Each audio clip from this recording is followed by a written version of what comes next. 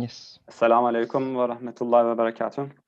Inshallah, we are continuing our panel discussion on the evil problem. Last week we talked about evil and the creation of evil. This week also we will talk about different aspects of evil. We have a new speaker from Washington, Professor Salih Sayilgan. Inshallah, he'll be with us. And Professor Colin Turner from England. Today we will talk about the creation of shaitan. Why are they created? Why does Allah create shaitan? And many people go to hell because of them, right? Many people are defeated in this battle and they go to hell and they lose this examination. And as a second, inshallah, if we can cover, we will talk about why people of guidance are often defeated by people of misguidance. And they are Hizbullah, right? We call them Hizbullah. They are Allah's party. They are on the side of Allah, but they are defeated. And what is the reason for that? We will talk about it from a different aspect. And we will talk about Allah's different manifestations, Jalal and Jamal. Assalamu alaikum. Do you hear me now? Yes, we can hear you. All right, thank you. Yeah, welcome back. And I hope it is clear and better now. Yeah, it's a bit better. All right. Yeah, better. Sorry for the interruption. Yeah, no problem. Inshallah, let me recite the verse. أعوذ بالله من الشيطان الرجيم بسم الله الرحمن الرحيم وقل رب أعوذ بك من همزات الشياطين وأعوذ بك ربي أن يحضرون. I seek refuge with God from Satan the accursed, and say, O my sustainer, I seek refuge with you from the whisperings of the evil ones. And I seek refuge with you, my sustainer, lest they should come near me. This is from the Surah Al-Mu'minun. As I said, we will first talk about the creation of devils, and there's a question here. This is from the 13th flash from Risale in collection. This is one question. Bismillah ar-Rahman ar-Rahim. The question: the creation of devils who are pure evil, and they are harassing the people of belief, and many people not believing and going to hell because of them, appears to be terrible and ugly. How does the mercy and beauty of the absolutely beauteous one, the absolutely compassionate one, and truly merciful one permit this infinite ugliness and awesome calamity? Many people have asked about this question, and it occurs to many people. The answer: in addition to the minor evils, there are numerous universal good purposes in the existence of shaitan and human attainments and perfections. Yes, however many degrees there are from a seed to a huge tree, the abilities lodged in human nature are more numerous. There are degrees from a minute particle to the sun. For these abilities and potentialities to develop, action is required, a transaction is necessary. The action of the mechanism of progress in such a transaction is brought about through striving, and striving occurs through the existence of evil spirits and harmful things. Otherwise, man's station would have been constant like that of the angels. There would have been no classes in humankind which resembles thousands of species. And it is contrary to wisdom and justice to abandon 1,000 instances of good so as not to avoid a minor evil, one minor evil. For sure, the majority of people embrace misguidance due to shaitan, but importance and value look mostly to quality. They look to quantity little or not at all. If someone has 1,010 seeds which he buries, and under the earth the seeds undergo a chemical reaction as a result of which 10 become trees and 1,000 rot. Profit the man receives from the 10 seeds which have become trees certainly reduces to nothing the loss he suffers from the 1,000 rotted ones. In exactly the same way, through the struggle against the soul and shaitan, the Prophet, honor, enlightenment, and value for humankind gained by 10 perfect men who are like stars, certainly reduce to nothing the harm caused to mankind through the people of misguidance, embracing unbelief, who are so base as to be thought of as vermin. Since this is so, divine mercy, wisdom, and justice have permitted the existence of Shaitan and allowed him to molest men. MashaAllah. In the question, he says, many people have asked about this question, and it occurs to many people and all the Muslims as well, the creation of devils. And I want the speakers, inshallah, clarify the question and the answer. Professor Turner, we can start with you, inshallah. Okay. Bismillah ar-Rahman ar-Rahim. I think as far as the creation of evil beings is concerned, their creation is pure good. It's pure khair, even though they themselves may be evil. So we're talking here specifically about Shaitan. The creation of an evil being such as Shaitan is itself not evil because, as Ustad Nursi has shown us, evil is the dark background against which many light shades and colors can be seen and appreciated. The universe is a place of multiplicity.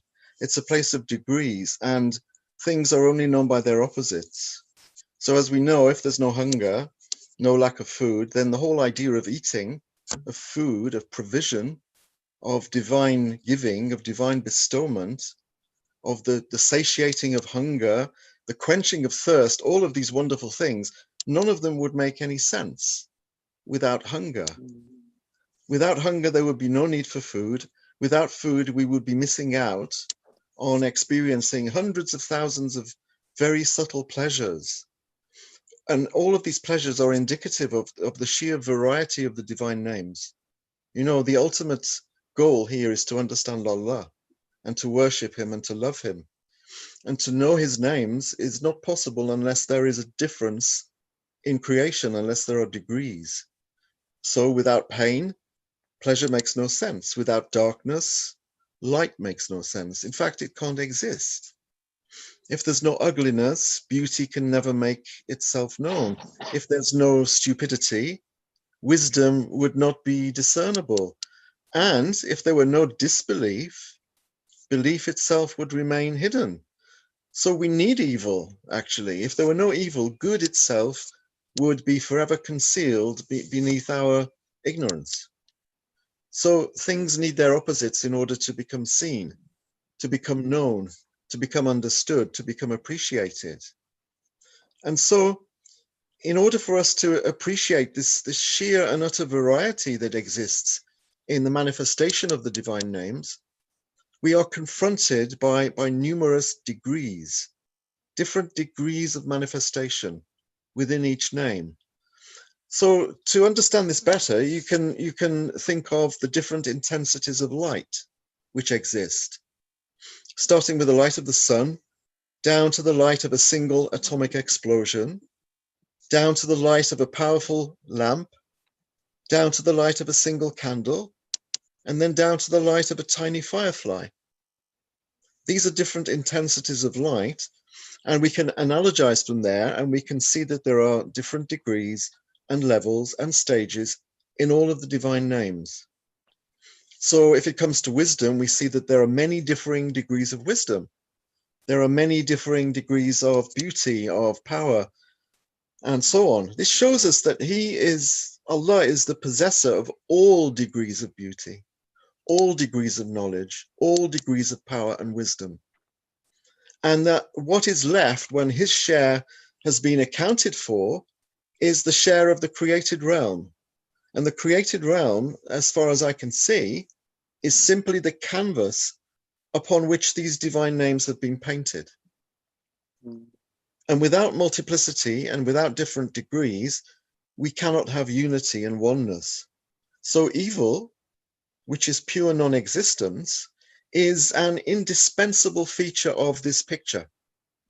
which uses all of the colors of the palette in order to reveal all of the truths and all of the beauties of the divine. So shaitan is necessary, as is evil itself. Yes, thank you for the degrees, right? And it's very interesting, you know, when we hear the name like devil, shaitan, we see them as evil and bad, ugly, but we said that it's the creation of the absolutely beauteous one, right? Just because he, you know, that shaitan comes from the all beauteous one. And it's very interesting, like you mentioned the degrees. Inshallah, I want to ask that aspect to Professor Salih as well. And also, like in the second slide, we see here that to set 1,000 instances of good so as to avoid one minor evil, right? We see one minor evil, but behind that, thousands of instances of good, as you said, for example, the degrees in humankind and jinn as well. This devil is necessary, and we see them as ugly. But inshallah, yeah, I want to ask Professor Salih as well, his comments on this, the wisdom in creation of devils. All right. Assalamu alaikum, everyone. It's good to be with you all again. So, I mean, the question of evil, Satan, you know, creating evil, again, major question is in many religious traditions. So actually this semester I am teaching this topics in the various religious traditions. And one of the, again, just I want to reflect a little bit on the question, why it's really important and also to understand the Islamic perspective on evil. Because in many religious traditions, actually, there is the idea that Satan or devils are separate entities, like a different force outside of God's power, God's realm, if not challenging God's power. So you have basically this perspective. And now here again, as Professor Colin pointed out very well, that from this reading, again, we see reflecting kind of the mainstream Islamic perspective on devil and evil, the problem of evil, that the creation of the devils or the creation of Satan is not evil. So this is really, I would say, a very unique aspect of Islamic tradition. The other thing is, in the second slide, you see the reference to, I mean, an emphasis on strife or struggle. So basically, it is through the challenges that comes from Satan or devils that human beings they can progress. So without their struggles, it is difficult to say that they can progress eventually, both especially spiritually, because if you don't have any challenge, then technically in a way you are a fixed creature. The other thing is, again, Colin Abe already mentioned that in order for us to understand, in order to have meaning in life, to understand some of the values in life, then you need the opposites. So again, basically remember that in order for human beings to use their capacity fully, then you need you need struggles, struggles, evils and suffering. Just to give you an example, what are at least some of good characteristics of a human being, right? For example, compassion, right? So one of, again, an important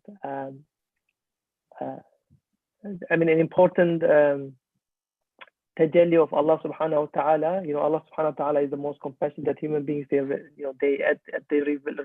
reflect this compassion. So imagine in both ways. So one, think of the Allah subhanahu wa ta'ala to be the mirror of Allah subhanahu wa ta'ala's compassion. Then you need really struggles, right? Otherwise, in what context we can see the reflection of compassion? Or when you go to the level of human beings, again, when we speak of a good person, again, one of way would be, well, this person is very generous, very compassionate, right? Without a context, situation, or condition to reveal your compassion, the idea of being compassionate doesn't make any sense, right? So that means you need a context where you can reveal your compassion. And it is actually through evil. So when you have people who suffer, who struggle, who go through suffering because of the evil acts of other people, like you can think of, well, because of the Satan, the role of the Satan or devils. So in this sense, that you need basically, in order for human beings to reveal to use their capacity to the full extent, then you need struggles, and this struggles, again, mainly from theology that we know is caused by Satan. So spiritual, the one idea is that the creation of Satan is not evil, unlike on many other religious traditions. And the second one, in order for human beings to use their capacity to the full extent, then they need struggles, right? And this struggles involves evils and devils. Basically difficulties, right? We see the example here, the struggle of a seed. Can we see it as a struggle? The seed, when we see a tree and we say that its origin is a small seed, but it involves a lot of struggle, right? That's for that seed to become a huge tree in degrees. And I want to ask a question. When you said in other ideologies, you said that you mentioned evil is considered as another entity. Did you say that is challenging God? That evil is challenging God? Yeah, actually, yeah. You see more. Even maybe Colin Abe can elaborate on this better. Even in the Christian tradition, actually, you see often evil. Evil is somehow depicted as a rival. Satan as a rival challenges basically the power of God. Sometimes basically overcome the divine power. And I know that, for example, you have in the Eastern traditions like Hinduism, you have similar idea. So somehow it seems that kind of there is the acceptance that there is a separate power force outside of God's power, and which is again often associated with kind of evil powers. And again, in this case, it will be devils. But I think if there is any tradition that is very clear on this, it's the Islamic tradition, that Satan is actually part of God's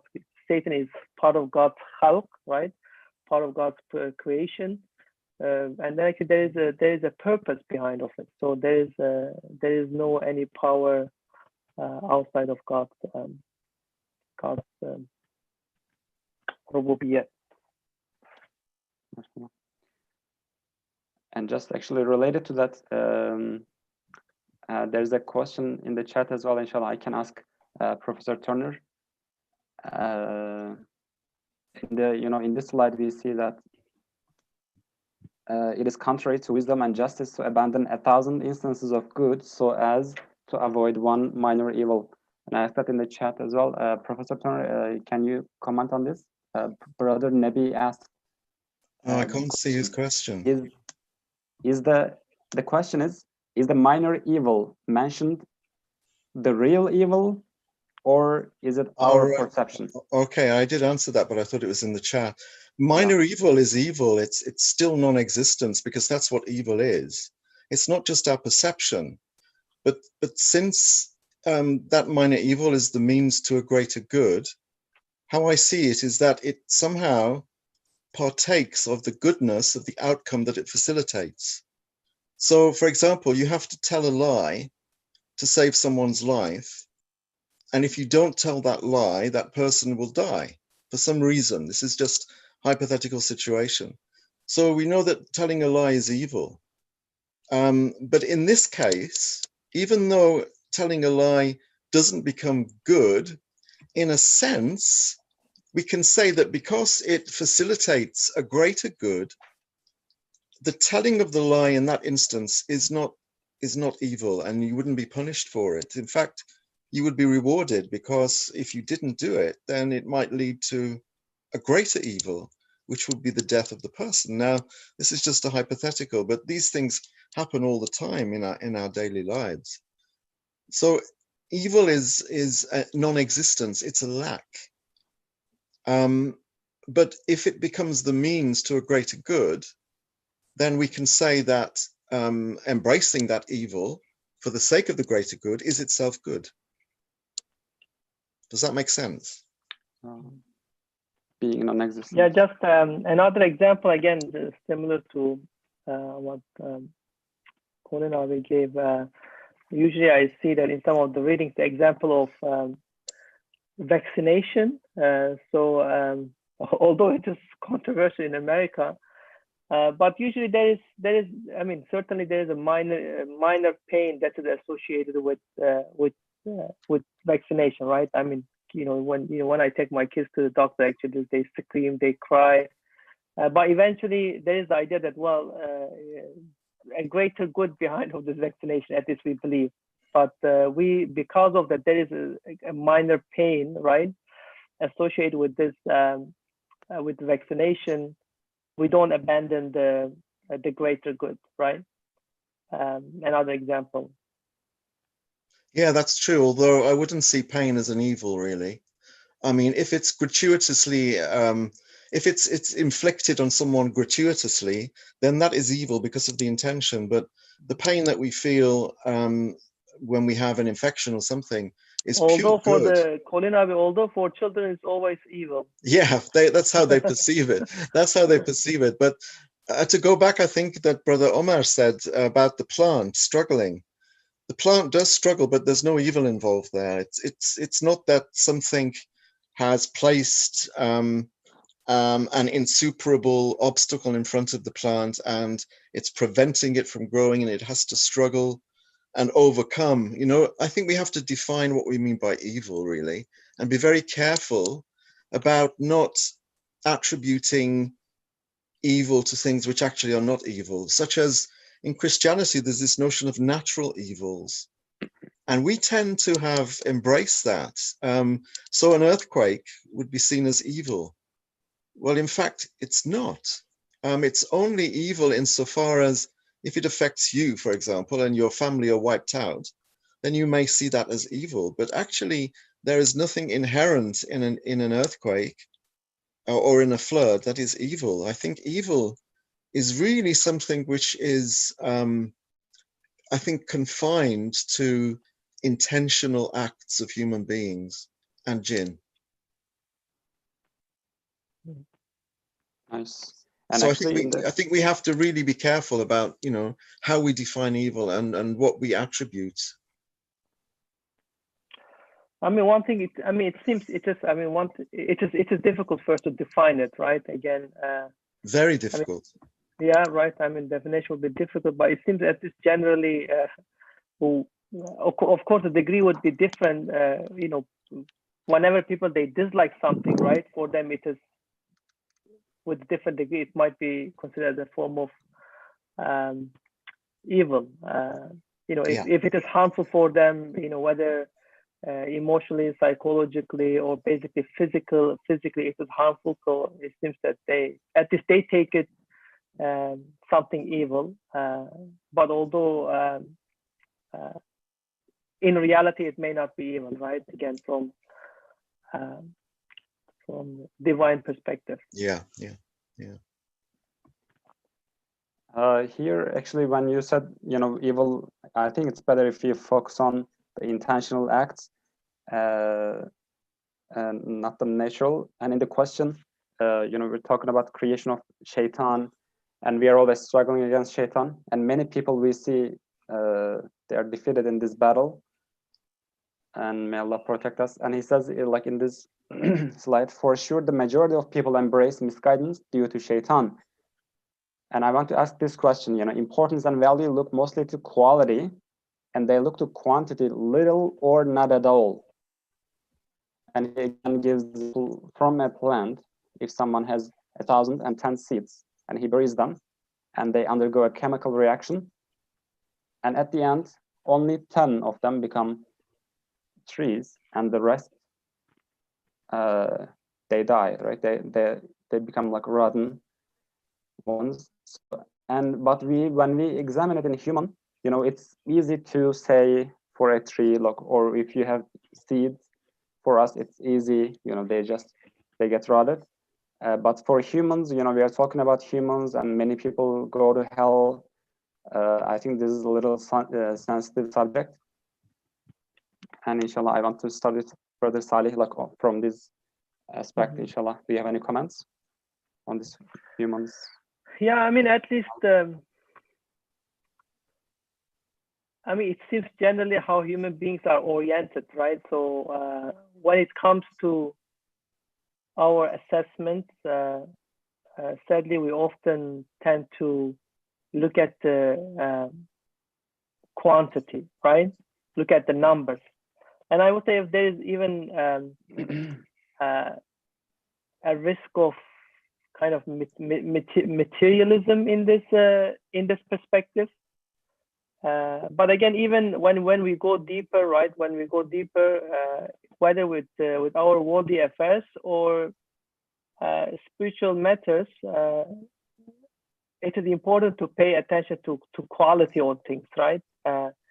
And again, to people there, when they see, many people or many creatures, they are affected with a certain thing, with an evil or a disaster, they can make really big conclusions, right?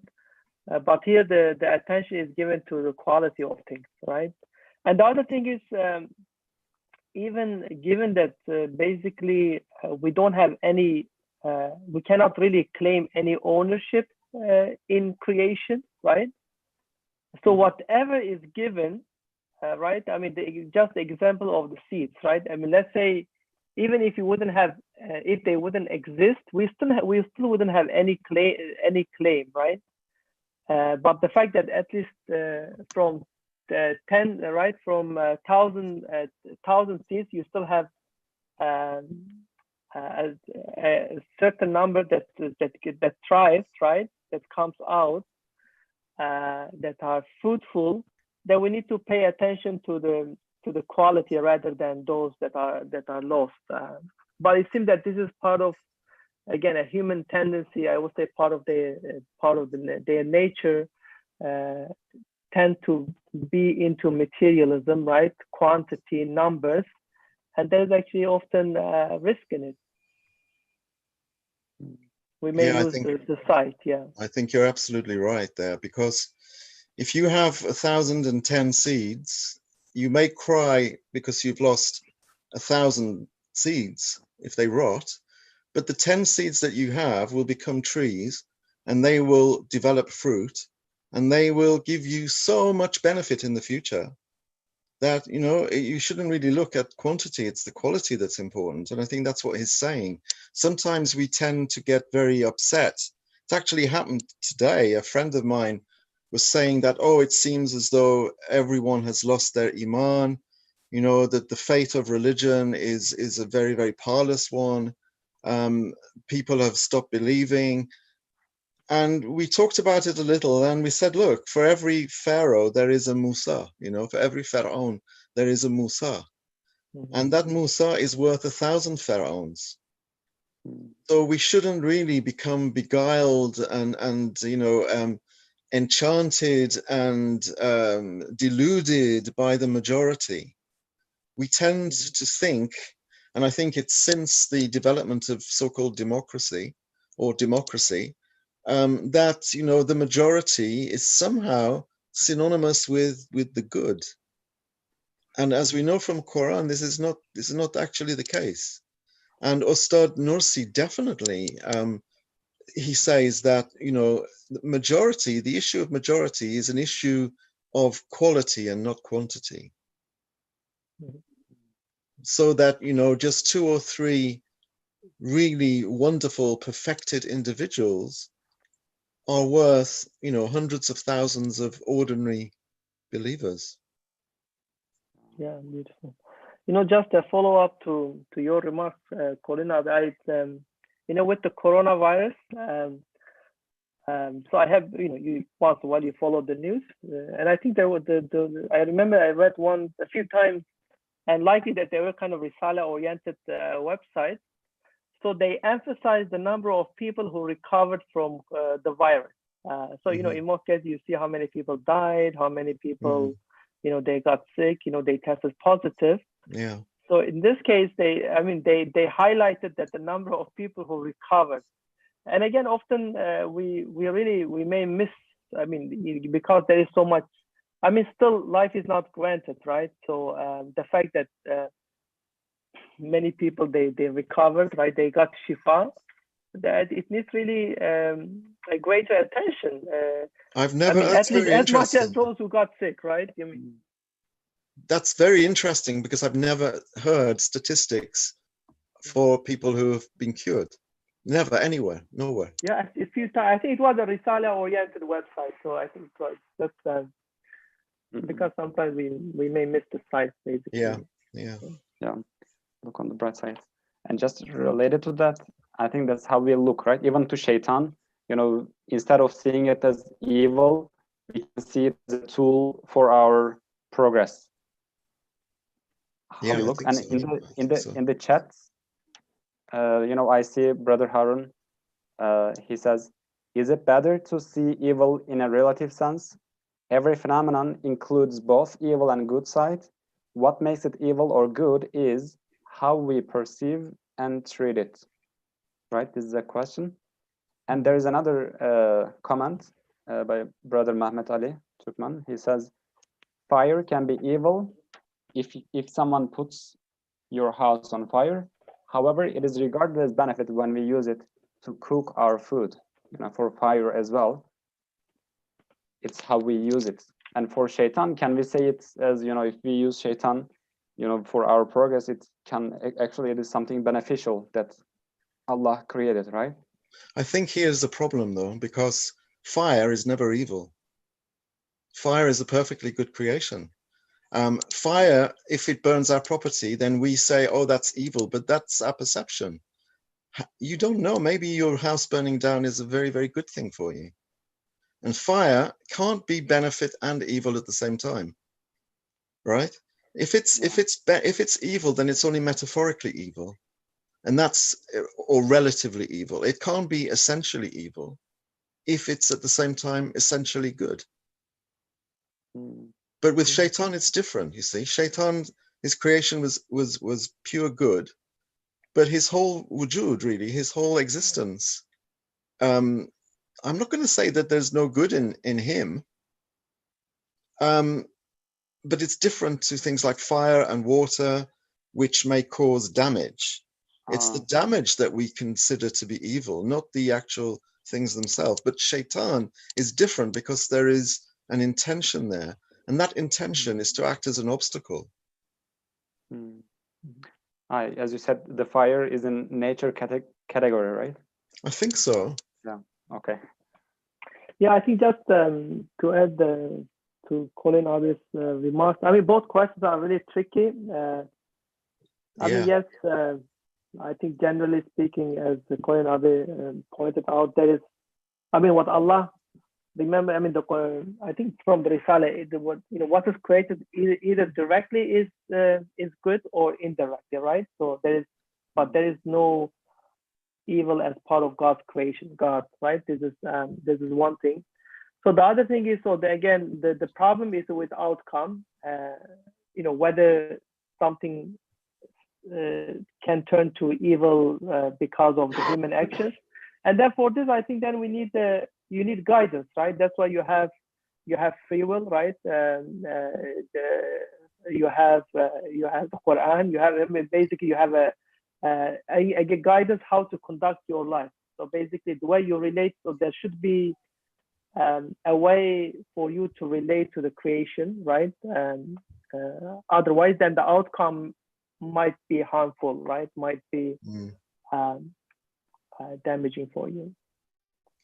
Yeah, I think, Saleh, you're right. I think it's all to do with perspective as well. If you take two situations, right? You have a man, X, and another man, Y, X and Y. And X takes a knife and puts it in the stomach of Y. Now, that can have two outcomes. Either the person Y dies, and we say that X is a murderer, or the person Y is cured of his cancer because the person X was a surgeon putting the knife in his stomach. So you've got two situations here. A man puts the knife in another man's stomach. Now, if the man X is a surgeon and the man Y is someone with cancer and he is taking out the tumor, then everything about that is khair, right? The knife is created khair. The action of putting the knife in the stomach, that again is created by Allah, that is pure khair. All of that is khair. Now, in the other example, you have a murderer, someone who's intent on murdering. You have the same knife, you have the same action of the knife going into the stomach. All of these are khair. All of the actions which are entailed, which ensue, all of them are khair. What makes one of these situations shar is the intention. That is all. The actions are absolutely the same. But in one situation, we have a situation where we have a murder and that intention is shar.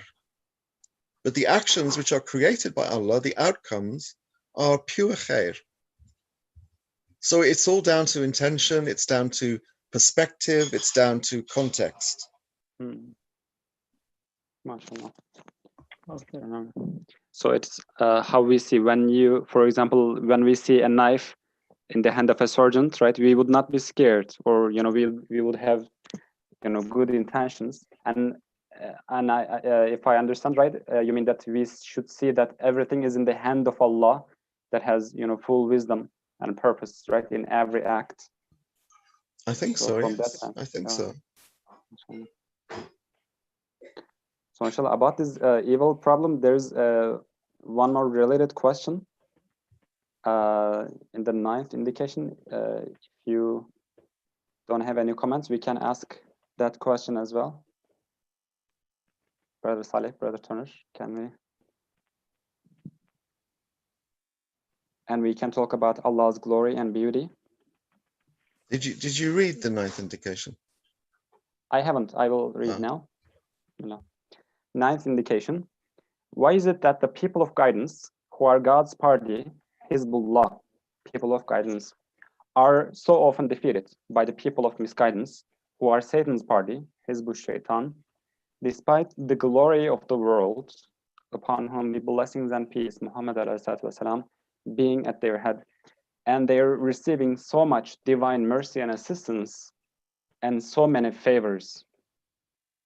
What was the reason for the dissemblers of Medina insisting on misguidance, and they're not embracing guidance despite being close to the brilliant sun, like prophethood and messengerhood of the seal of the prophets and the Quranic truths, which are more captivating than the universal laws of attraction?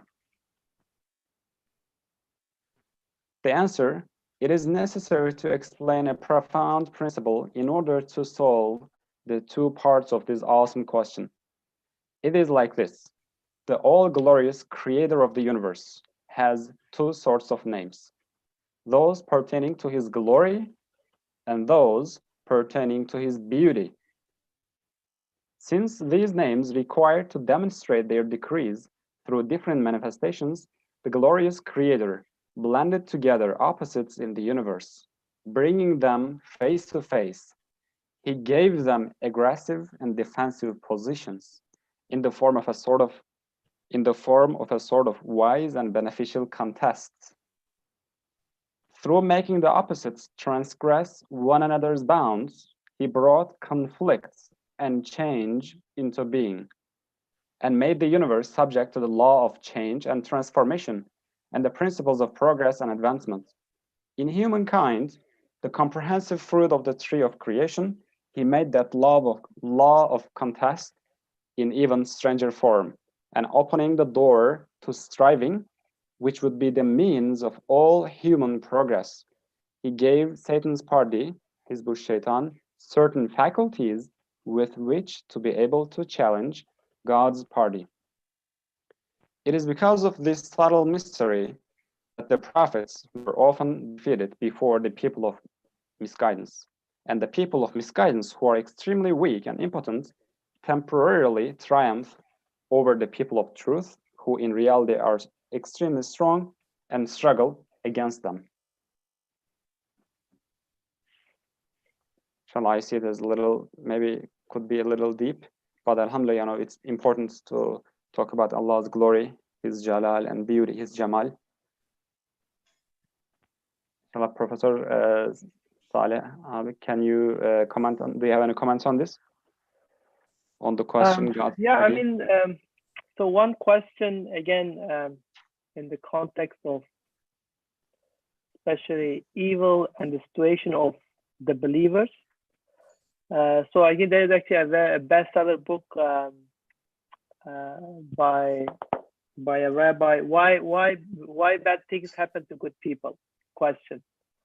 So this is actually again a similar question. If you know, in a way we are the believers, and if God is technically on our side, then why then people, the believers, are challenged by non-believers, right? So apparently those who are misguided. So this is the question. This is an important question, right? Why Allah subhanahu wa ta'ala will let his people to go through the struggles against those who are misguided or who don't believe in him, right? A question. And again, another is sometimes the other part of the question, right? When the message is so apparent, right? So clear. Again, it gives the example of Medina, right?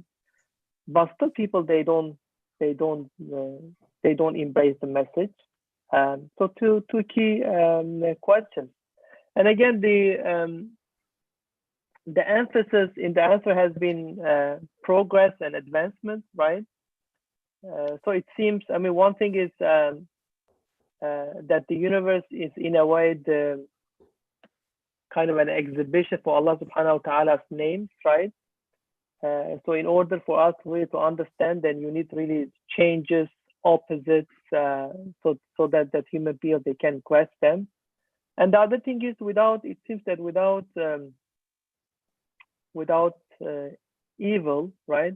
Without struggles, without challenges, it is difficult to say that human beings, they can progress. I mean, whether materially or spiritually, right? It is difficult to say that they can have meaning, they can have value in their life, because if everything is like monotonous, right, fixed, then how they can really have meaning in their life, right? Because in the end, actually life is more meaningful when there are struggles. The other thing is, just to give an example, let's say one of the most disliked illness is cancer. So the interesting thing that when you look at, especially in the US, you look at this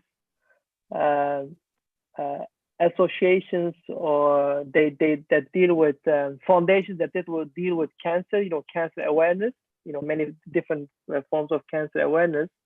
In many cases, actually, if you look at the board of this foundation or the founder, usually you see someone had lost loved ones to cancer. So now, basically, this people, they make this like struggle with cancer their mission. So they create awareness, empathy, help people. Just one example. Or if you look at the the progress that we make in law, right? Law, modern law, constitution, and again, it is in many cases it is related to the struggles of fellow human beings. So in order for justice to have progress in the realm of justice, then people, they went through certain struggles, injustices, and then it will help them to do better, to figure out how to move forward. Or spirituality, look at just the Prophet ﷺ, his life full of suffering. It seems this is, and again, or look at the life of Ustad Said Nursi, full of suffering, and then it seems that somehow this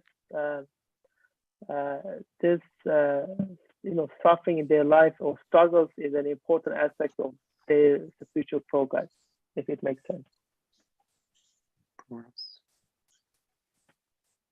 And when you mentioned cancer, the people who are like having the cancer awareness, those who lost their loved ones or who struggle against the cancer. So the fact that they went through that progress caused them to do good, right? Exactly, that's the progress. Another example, I know a family in the DC area. So her husband, she lost her husband to, because of a drunk driver. So after basically this case, she established again a movement just to deal with this issue, basically. So how can we prevent people driving while they are drunk? So she lost her husband. Likely that that maybe she will save thousands of lives because of this movement now, this awareness. Many people, they volunteer for her organization.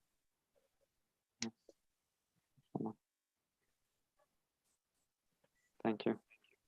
Also very. I want to ask Brother Turner as well on this. When you said, Professor Saleh, good things happen to, bad things happen to good people.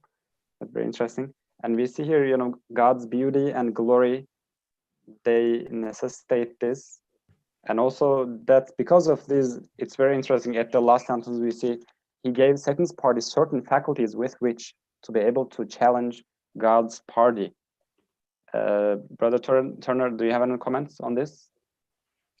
I can't really say more than Saleh has very eloquently said. This compartmentalization of the names into these two categories of Jamali and Jalali, names of majesty, names of beauty, they are responsible for the existence of apparent opposites. We talked before about the different binaries that we see in creation and in life. And without the existence of these apparent opposites, light and dark, good and bad, pain and pleasure, the concept of change and transformation wouldn't be apparent for us. And without change and transformation, human striving and spiritual progress would both be impossible. Without apparent conflict, without change, without failure, without disappointment, success and salvation can have absolutely no meaning. So, just as it's through falling that a child learns to walk, a toddler will walk and fall and walk and fall, and that's how it learns to walk. It's through the interplay of these apparent opposites that we secure progress. And if there is to be a balanced understanding of God, we have to have both the Jalali and the Jamali attributes. They have to be understood and appreciated together as two halves of the same circle. That's why I keep saying apparent opposites. Both sets of qualities are designed to elicit responses from us, which may appear to conflict on the surface, but we need to hold them in equilibrium if we are to make sense of creation and also of our role in creation. Focusing just on the Jalali attributes. And remember, we need to understand these attributes to understand God. focusing just on the Jalali attributes would lead to an image of God so remote that he would be absolutely unknowable in every respect, so full of might, so full of glory, so full of wrath that the only possible response would be one of fear. Similarly, on the other side, if we were to consider the attributes of beauty alone, that would give us also a distorted vision of God. So we have to have the Jalali and the Jamali to understand, to appreciate, to apprehend, but also we need to experience them, firsthand. And this is why I think it says in the second part of the 9th indication, the Prophet, والسلام, was sometimes successful and sometimes not. And that is for this reason, the interplay of opposites. It's only through the dynamic of opposites, apparent opposites, that progress can be secured. Without it, it's impossible. And Saleh gave an excellent example. The wife who lost her husband to drunk driving, she may never have thought about setting up a foundation, to spread awareness of drunk driving. So out of that apparent evil came something that was, extremely good and extremely beneficial for humankind. So it's the interplay of the Jamali and the Jalali. And the Jamali and the Jalali simply indicate these apparent opposites, these binaries that we see in creation. So Allah is vengeful and Allah is also compassionate. Allah gives death, Allah gives life. And these correspond to the apparent opposites that we see in creation. And they are all necessary. Otherwise, there would be no multiplicity, there would be no nuance, there would be no difference, and we wouldn't be able to see anything or understand anything. So evil, I always say, evil is necessary. That doesn't mean I condone it or welcome it, but it's definitely necessary, and so is kufr, so is unbelief. Because without unbelief, belief would mean nothing. So is destruction as well, right? I mean, in the Yes. 24th letter, Said Nursi mentions about that as well. And it's very important for us. So I guess in the sense, the manifestations of beauty and glory, that they both want to reflect. And if there was no glory, there was no Jalal, we couldn't understand beauty as well. And the beauty would not be beauty. Precisely. And as you said, and if the prophets, they always, won the battle, that would be not purposeful, and that wouldn't be wise. Rumi has a very good example. Rumi talks about the baker, and he says the baker wants the people to be hungry, but he doesn't want them to remain hungry because he's got his bread to sell. So, the baker wants this lack, this, the not eating, but he also wants to satisfy them. So, you get the Jamal and the Jalal, you get the hunger, and then you get the, the being satisfied, the provision. They all come together. MashaAllah. That explains many things. Yeah. Inshallah, we can have Professor Saleh's last comments as well, inshallah. Then we can pray. I think I don't have anything to add to what Colin already said. Jalali and Jamali. Yeah. I think Colin I put it very well, so I have nothing really to add. Yeah, Jazakallah. May Allah reward you all, inshallah, for joining. Professor Turner, can you make a prayer? Dua,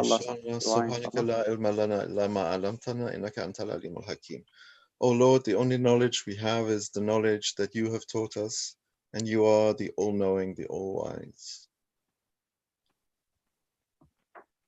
Al-Fatiha. Thank you.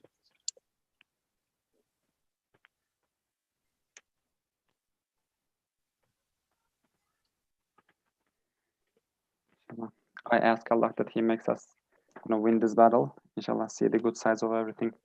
Inshallah, see you next week. We will continue from our topic, evil, again, inshallah. Inshallah. Thank you very much. Have a good weekend. Thank you so much. Assalamu Thank alaikum. you. Thank you. Bye. Alaikum salam.